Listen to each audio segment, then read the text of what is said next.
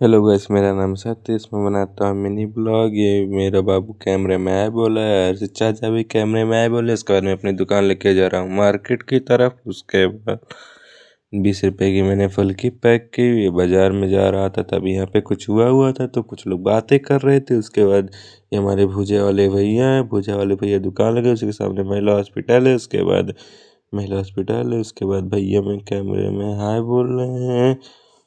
उसके बाद समीर भाई अंगूर बेच रहे हैं। रात हो गया, रात को हम लोगों ने फायर चाउमीन बनाया है। फायर चाउमीन का कुछ इफेक्ट है, ये देखो भाई, रोला है तेरे भाई का। उसके बाद भाई लाइक जरूर करना। ये देखो भाई, चाउमीन बना रहा था।